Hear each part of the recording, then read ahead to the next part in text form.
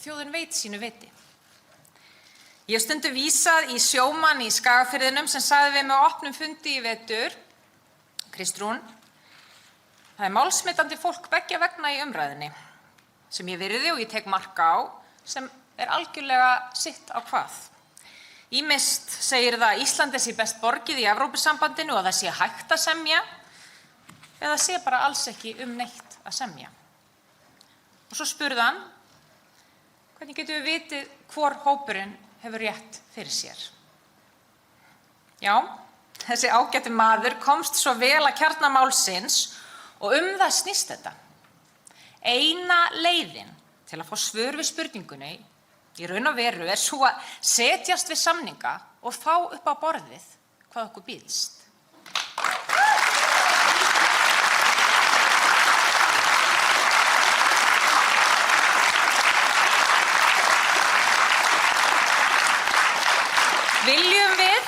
Viljum við sjá samning, þó það útheimti að sjálfsögðu tíma og athygli að sækja góðan samning, eða viljum við það ekki?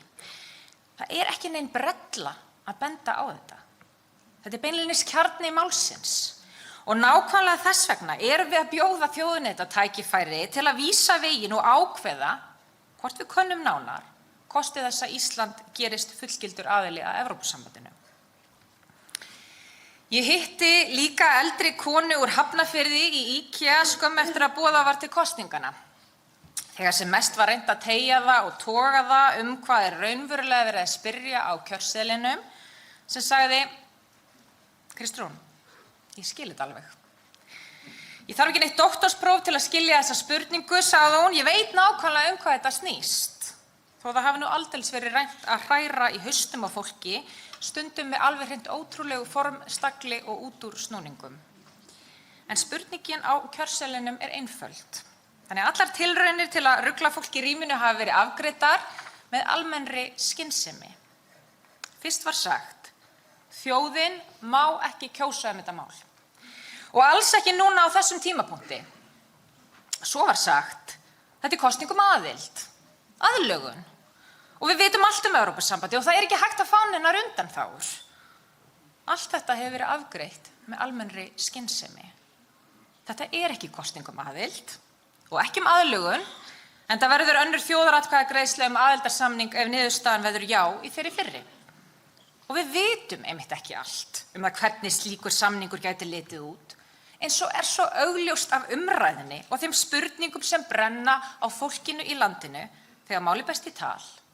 Það kemur í ljós þegar það er búið að semja. En við vitum að það er til fjöldi fordæma fyrir undanþágum í aðildarsamningum ríkja innan Evrópusambandsins. Og nú er sagt að það sé verið að blekkja þjóðina.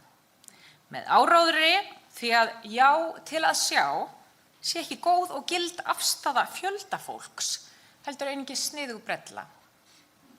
Og fólkið í landinu láti blekkjast. Takið eftir að allur þessi málflutningur byggir á sömu forsendunni að þjóðin geti bara ekki skilið þetta mál og geti bara ekki verið færum að taka svona ákvörðun með þjóðaratkvæði. Því miður hafa helstu foringjar neyliða fallið í þessa gryfju. En það afhjúpar ekkert nema þeirra eigin viðhorf til fólksins í landinu.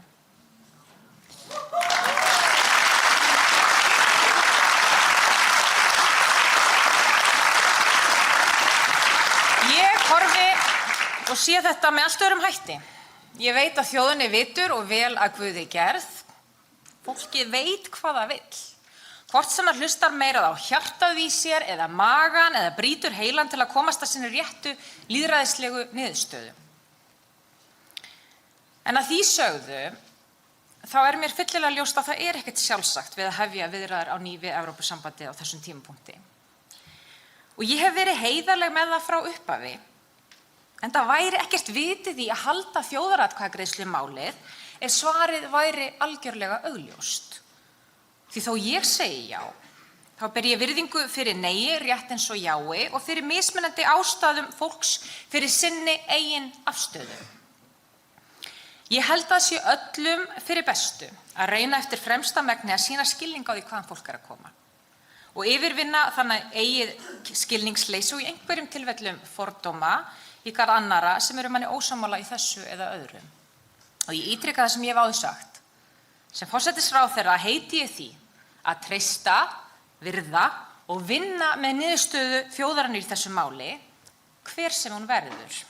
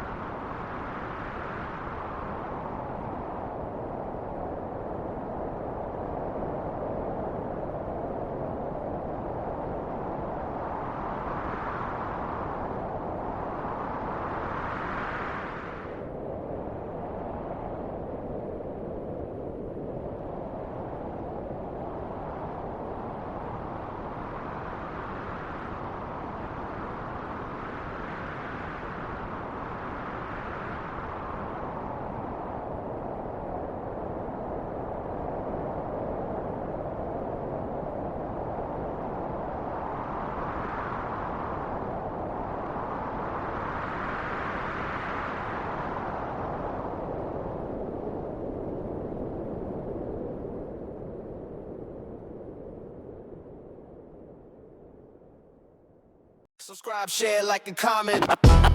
Subscribe, share, like, and comment. Subscribe, share, like, and comment. Subscribe, share, like, and comment. Subscribe, share, like, and comment.